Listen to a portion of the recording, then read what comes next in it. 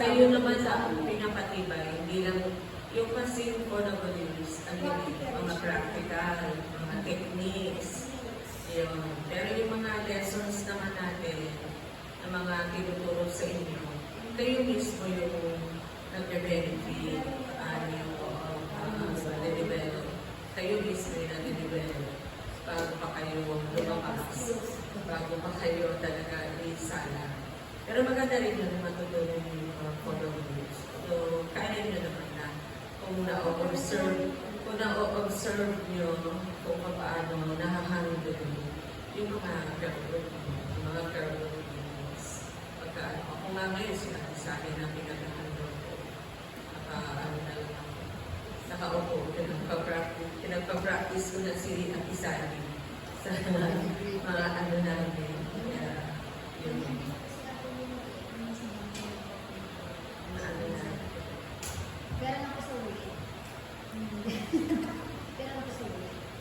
Saan mag-coaching yun? Si Ate Pearl. So sa lecture natin ngayon, sa seminar natin, ito na yung pinakahuling lesson natin. So ang topic natin dito ay service. Paglilingkod. So wala naman akong PowerPoint. Pero ang natatandaan ko, yung paglilingkod talaga natin, ano to karakter. Ito karakter talaga na dapat pagka-Kristiyano nakakilala sa Panginoon. Una, siyempre alamin mo kung ano yung talento mo. And then, doon magmumula doon yung paglilingkod mo talaga sa Panginoon. Hindi kailangan utusan. Kung hindi rin option na pipili ka na maglilingkod ba ako o hindi. Parang gano'n. Hindi to option. Kundi talaga pag nakakilala ka talaga sa Panginoon, maglilingkod at maglilingkod ka. Wala kang pipiliin, wala kang option. Kaya nga, dapat pagka nakakilala ka pa lang, gugustuhin mo na talagang dumaan sa ganito mga trainings. No? Kasi pagka hindi tayo na-involve, simba-uwi lang tayo, wala talagang mangyayari sa akin. So, hindi option ang paglilingkod. Para sa akin, hindi yan option. Kailangan yan ay natural na lumalabas sa atin. Kaya nga, sabi dito, service is what characterizes great ministries. So pagka talaga naandoon lahat, no, na nagsama-sama ng naglilingkod, malago yung mga ministeryo na po.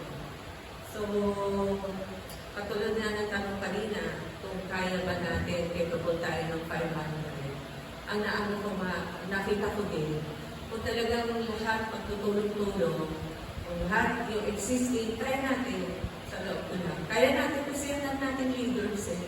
Mampalad na ako lang kasi marami na tayong na-train na leaders. Ang ano lang ngayon, nasaan yung mga kalalagayan ng puso ng mga leaders natin para maabot natin yung Vision 500. So, nakaano pa rin yun sa puso ng bawat isa. Tapos nung pinababa ni Pastor yung tanong na yung capabilities mo sa binigay mong number na kaya mong i-handle, mula doon, makukuha natin yung Vision 500. So, nakuha nyo. Kaya kanina naglalaro sa isip ko yung, kasi ang sa akin, 11, 12, ganyan. Dati nandiyan na yan eh, yung 12 ko, nandiyan na sila. Pero kanina sabi ko, saan nag-decline? Saan ako nag-decline? Lagi di ba, tinuturo sa atin mga lagi tingin sa sarili. Saan ako nag-decline? Ano nangyari sa number of disciples ko? Siguro yung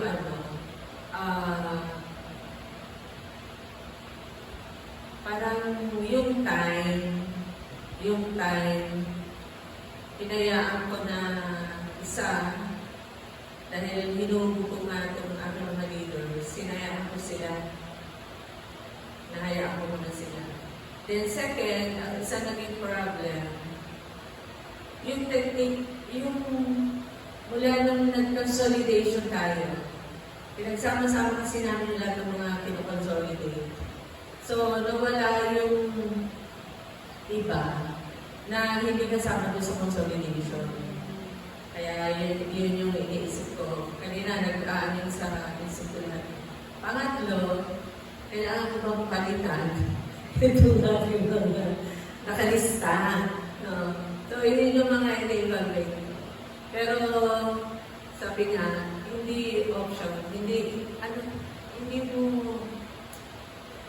kailangan mo talaga yung paglilingkod. Siguro doon yung pag-decline ko, yung paglilingkod ko sa Panginoon. Pero wala tayong dapat na option, kundi talaga maglilingkod tayo. At mula doon sa talento natin, yun yung makikita natin. Ang paglilingkod naman kasi, hindi lang yung pagtayo mo as leader na nag-handle ng care group. Iba yun eh. Iba-ibang talento. Halimbawa, katulad na dyan sa care group namin, kasi magkukumana sila eh. Kaya pagka sama-sama sila eh, dadaanan ng isa yung isa. Diba? Pagka nagpa-follow up, sila na din nagpa-follow up. Pagka ganun, siguro na ako ng okay na good care group namin. Dapat talaga nag-multiply na kami. Doon ako nawala sa focus. Nahayaan ko lang sila, na-enjoy ko lang sila, na nandyan sila. Pero yan, character talaga yung binibuild pagka-service. At ang example natin, si Stephen. Si Stephen na napakasipag. Pag binasa natin mula doon sa Acts, siya ay Acts 6:1-10, basahin nyo na lang. Siya yung talagang true example. Kahit hindi naman siya disciple, hindi counted si Stephen among the apostles pala. Although he was not counted among the apostles, he was able to develop the work of service. Yun si Stephen eh. Si Stephen, the work of service with the same passion that the apostles did. Makikita natin yung kanyang si Stephen ay full of grace and power. Yung secret ng ministry ni Stephen ay service pa rin para lumago tayo. So ano ba yung mga requirement para maging servants? Merong 3 na requirements para maging lingkod tayo ng Diyos. Una, dapat maganda yung ating testimony. Siyempre, paano naman tayo aakit ng kapitbahay natin o ng mga kaibigan natin, mga katrabaho natin, yung mga nandoon sa sphere of influence natin, kung di naman maayos yung mga testimonies natin. Noong one time sa clinic, merong nagre-reklamo doon sa lab. Ako nakikinig lang ako sa kanila. Nagre-reklamo yung isang patient. Yung mga medic, di sumasagot pa sila, nagre-retaliate sila. Ako nakikinig lang. Hanggang sa tumayo na ako. Alam niyo, hindi ang inisip ko ay ipaglaban na ako ay manager. Dahil mali naman talaga yung sinasabi ng patient. Pero sabi ko sa mga medic ko, pabigil na kayo. Pabigil na yun. Kasi ang tinanong ko sa kanila, yung patotoo doon sa patient.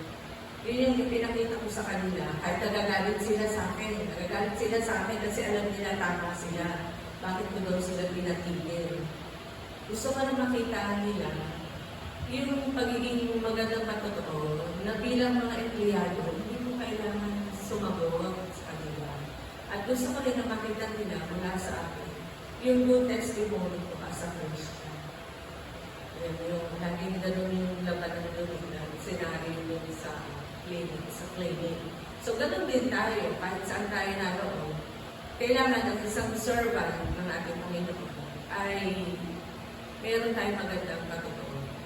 Si Ate Sally lagi na diba, lagi pagka nasa karagod namin, ang pinagtatawanan nila, gusto magsipunta nung mga nando sa care group namin, gusto pumunta sa tindahan. Bakit? Kasi yung bandit nila, nakuha na nila, kahit simpleng usapan lang, makikita ko sa kanila, kinukwento nila yung tawanan nila, yung magandang relasyon nila. So yun, kailangan bilang servant, maganda yung testimony natin. At yun yung nakikita ko sa kanila. Pangalawa, filled with the Holy Spirit. Puspos ng banal na Spirit. Sabi ko nga, sana katulad tayo ni Paul, sana lahat ng Kristiyan, ganun yung karanasan. Yung nagkaroon talaga ng encounter. Kasi maliban talaga na magkaroon talaga ng encounter sa Panginoon. Hindi ganun kainit eh. Pag tapos, pag wala talagang na-encounter, pag hindi mo talaga na-encounter ang Panginoon, maliban ma-encounter mo talaga yung Panginoon, hindi ka magtutuloy-tuloy. So, dapat filled tayo ng Holy Spirit. Kaya, yun, mahalaga yung ating Bible reading, yung doon pa rin tayo babagsak.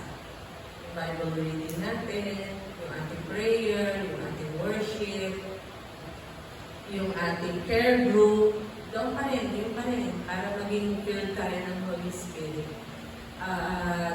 Makikita naman dito pagkapustos tayo ng banal na Spiritu.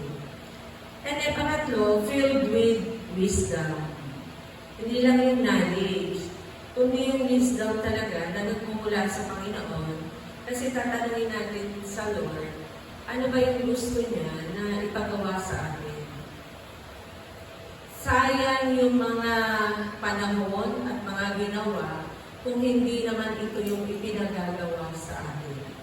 Kaya kailangan, tinatanong din natin sa Panginoon, kung ano ba talaga yung ipinagagawa niya sa atin. Makukuha natin yan pagka connected din tayo talaga sa leader natin, connected tayo sa church.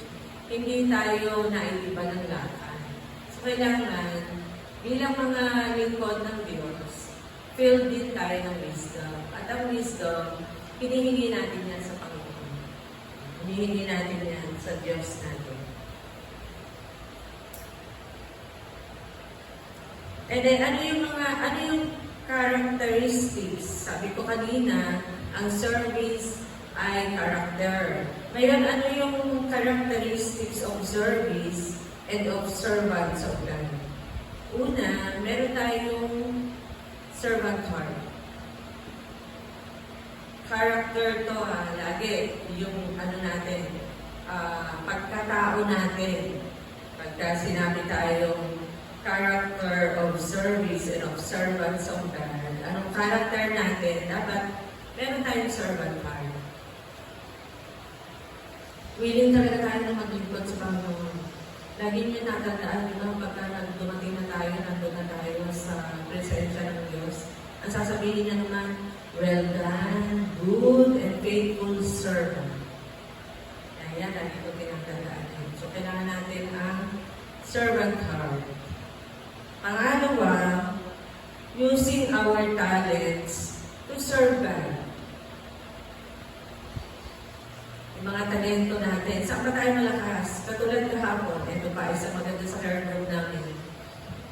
Nagpaplano na sila ng Mami Jen. Nagpaplano na sila ng special number. Nasasayaw sila na wala akong kinalaman. Pero sila nagplano na. Sabi niyo nung isa, talaga, nagagaling talaga sa church, si Bago. Sabi ko, oo, pero kung wala ka naman talento na kumanta, pilitin kumanta. Sabi niya, paano po nangyayari yun? Sabi niya, paano po nangyayari yun? Kailan po yun nangyayari? Sabi niya na, sumasaya, kumakanta. Oo, kasi nasa, sa misa, gano'n lata. Kulang, makikinig, kasi uuwi na. Kaya takang-taka sila, pinag-prepare sila ni Ate Arceli. Tinuturuan sila, sasayaw sila, kasi gagawin na special number. Sabi ko ba, ang paplano itong mga to, na hindi ko nalalaman. Pero natutuwa ako. Yung mga talento, lumalabas yung mga talento nila. So, nakakatuwa. Yeah, using our talents to serve God. And then, being patient in adversity. Character dito. No? Patience. Kanina, courage eh. Narinig ko doon sa pinakinggan natin. Courage. Yun ang kulang sa mga panahon ito. Malakas lang ang mga boses sa mga mali. Pero pagka sa mga tama, mahina na ang mga boses ng henerasyon ito.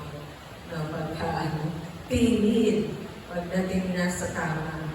So, kailangan ng patient. Being patient in adversity. Ibig sabihin sa anumang mga problema, pagsubok na dumating sa buhay natin, matyaga pa rin tayo. Naandyan pa rin tayo. Na-form pa rin yung character na to sa atin. And then, ibinukod, consecrating our lives completely to the service of God. Diba si Timothy, talagang ibinukod sa paglilingkod talaga sa Panginoon. So, ganun din tayo. Yung sarili natin, mula nung tayo ay naging Kristiyano, sabi ko nga, hindi option kung maglilingkod tayo. Requirement, sabi pala. It is a requirement, yung service. It is a requirement. It is not an option. So dapat, ang ano natin, nakahanda na talaga tayo na maglingkod talaga tayo. Binukod na tayo ng Diyos para sa paglilingkod sa Kanya. And then, giving ourselves tirelessly to people. Isa nakakaramdam din ng pagod. Pagka yung, ang tagal mo nang inaalagaan. Pero hindi mo naman makita na lumalago, di ba? Pero dapat hindi tayo nangyawa. Lagi natin titignan, ganito pa din yung araw. Diba? Ganito rin ako nun eh. Nagtatago eh. So, dapat na andoon din sa atin yung patience. Na andoon sa atin yung perseverance and passion. Wala yung pagod. Alam niyo, ang reward natin ay makita natin na yung mga inaalagaan natin, lumalago talaga sa Panginoon. Yun yung nakakawala ng pagod, yun yung nakaka-encourage talaga na magpatuloy tayo. Kaya ako pag uuwi ko, masaya ako kasi nakita ko yung mga, ito yung mga pinag-uusap ko ng panahon. Imbis na ako ay matulog, imbis na ako ay magpahinga, di ba pagkasabado, parang gusto kong pumahinga. Pero pag uuwi ko, masaya ako kasi nakikita ko yung mga lumalago at meron kang nagawa para sa Panginoon. Ayun yung service eh. Meron kang ginawa para sa Panginoon, hindi naman para sa sarili mo. Para sa Panginoon yun, pero ang nagbe-benefit, ikaw pa din. Kasi ikaw rin yung ikaw rin yung naliligayahan, ikaw rin yung napapalakas, di ba? Yung lahat ng ginagawa mo, nagbabago yung pananaw, ikaw pa rin yung nagbe-benefit noon habang naglilingkod ka sa Panginoon. Yun yung benefits ng ating paglilingkod. Minsan nga iniisip ko, paano kaya talaga yung mga wala sa Panginoon? Di ba, pag ano ng lingkod, ano lang yun, pansamantalang saya lang. Di ba? May mga pansamantalang saya. Pero pagkatapos noon, pagdating na naman ng Lunes, wala na namang saya, kaya puro reklamo yung mararinig. Pero pagka naandyan yung na-fulfill mo yung paglilingkod mo sa Panginoon, pagdating ng Monday and all throughout the week, okay lang, kasi alam mo, nakapaglingkod ka sa Panginoon. At saka lahat, di ba, sabi nga sa Bible, everything that we do it for the glory of God.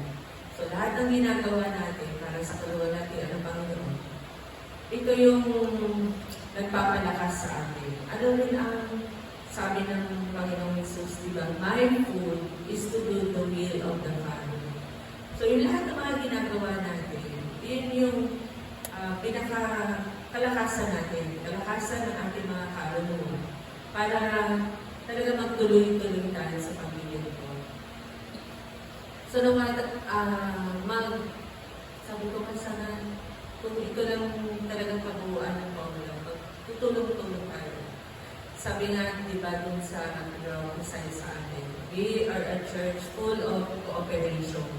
Kung makikikooperate lang talaga lahat, kung lahat lang talaga maglilingkod sa Panginoon, eh mabilis lang na lalago tayo. At yung 500 na yun, madali lang natin na madadala sa Panginoon. Lalo na ngayon, di ba, sabi nga doon sa new season, ito yung season ng revival at saka season ng pagdadala ng kaluluwa sa Panginoon. So mag-ani tayo, magtanim, mag-ani. Kahit na minsan nakaka-frustrate kasi parang puro ani. Ang dami kong puro katanim. Ang dami kong itinanim. Pero iba ang umani. Wala kang simula. Ang dami kong itinanim. Pero parang nasaan ako yung iba kong mga itinanim. Sa ibang mga church, mga naglilingkod. Pero hindi ba kung doon naman, at least nakapagtanim, tapos naglilingkod sila doon, okay lang yun. Pagdating naman sa langit, aanihin mo rin yun. Pero yung heart ko pa rin talaga, yung lahat ng aking paglilingkod, makita ko dito. Dito ko talaga makita. At rin, yung sabi nga, wala sa edad, kahit umiidad tayo, hindi natatapos. Sabi ko din, bakit merong mga nagkakaroon ng retirement? Di ba may mga pastor na sasabihin nag-retire sila, mga ano. Sabi ko, bakit gano'n? Wala namang pag-retire unless pauwiin ka na ng Panginoon. So, gano'n din sa paglilingkod natin, walang retirement. Wala. Yun yung nagpapalakas talaga sa atin. At hindi talaga yan option. Hindi natin yan option. Service, sabi dito, service gives greatness. So it is a requirement, not an option. Grabe, di ba? Sa harapan ng Diyos na andoon na magiging great tayo. And then, service, ang unang-unang example natin, ang ating Panginoong Jesucristo. Siya ay naparito hindi para maglingkod. Diba? Hindi para maglingkuran, kundi para siya ay maglingkod. At isa pa, ang paglilingkod, nagbibigay ito para mag-humble tayo. He humbles us. At kailangan na gano'n din yung makita sa atin, yung humbleness sa atin. Ang mga dapat na hindi rin natin maging sa aloobin pagdating sa paglilingkod, una, hindi tayo naglilingkod para mag-gain ng favor ng mga leaders natin. Hindi. Naglilingkod tayo kasi sa akin naglilingkod ako sa Panginoon out ng pasasalamat ko sa Kanya dahil iniligtas niya ako. Although hindi yun hinihingi ng Diyos, pero out ng aking pasasalamat, hindi ko naman kayang gawin na iligtas sa sarili ko. Kasi alam niyo, ang aking love language is service. Kaya yung love ko sa Panginoon, kaya ako naglilingkod sa Kanya. At hindi tayo naglilingkod dahil gusto natin na purihin tayo ng mga leaders natin, purihin tayo ng pagbubuan ng church na, ayan, leader namin, kung dumating ka doon, ayan, leader namin. Hindi. Naglilingkod tayo dahil mahal natin ang Diyos natin. At yun ay out of our thankfulness ng ating pasasalamat sa kaligtasan na ibinigay sa atin ng Diyos.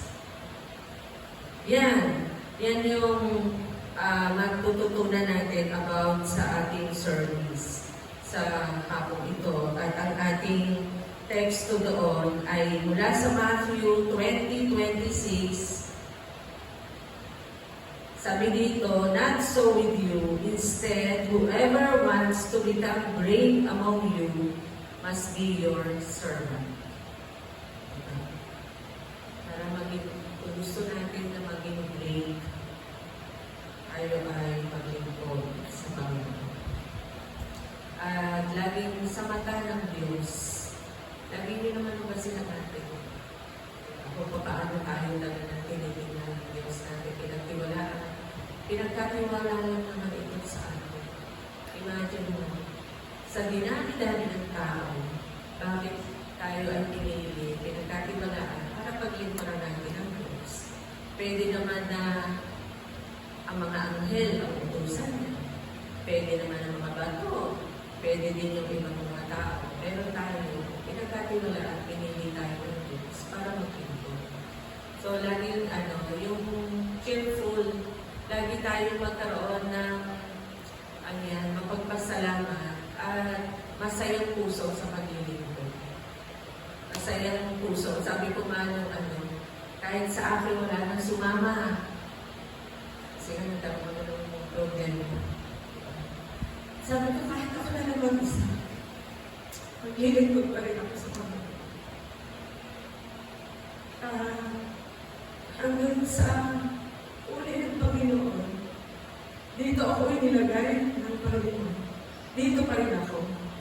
Kahit ako na lang talaga, hindi ko na yung titigil. Wala po sa vocabulary ko yung titigil. Hindi ko yan kinuha. Yung titigil. Kaya sabi ko, kahit ako na lang, maglilingkod pa rin sa Panginoon. So, service to God is not an option. It is a requirement and it is a must. Kapag nakakilala tayo sa Panginoon, maglilingkod tayo sa Panginoon. Yan lang.